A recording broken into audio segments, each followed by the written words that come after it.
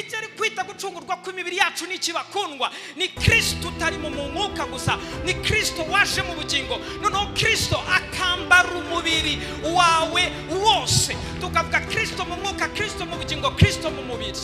Mu gihe hazaba habayeho Kristo mu mwuka, Kristo mu bugingo, Kristo mu mubiri, icyo nicyo twita the appearance. Aho nibwo twita kugaragara, guhishurwa kwa Kristo Yesu mu buryo bw'umubiri.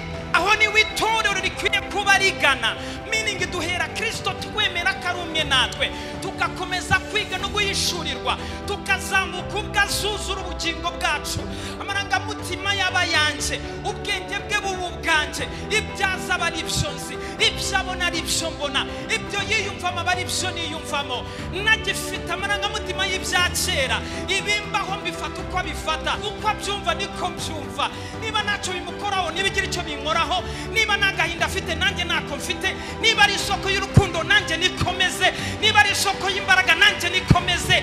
Aho ni mu bugingo bwanjye yanyusuye bikarenga ibyo, akaza mu mubiri. Indwara nyinshi ziza mu mubiri nuko Kristo atarambara uwo mubiri.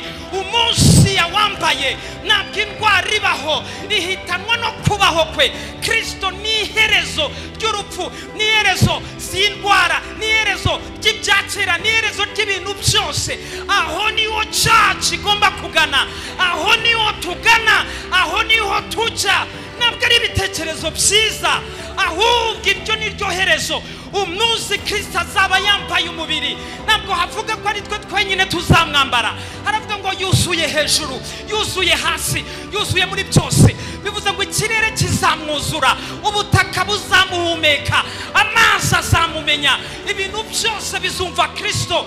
Icyo gihe isi yose irekoneze, ifite conscience ya Kristo. Ni itorero tugana, ni naryo yishurirwa, ni iyerekwa rya church.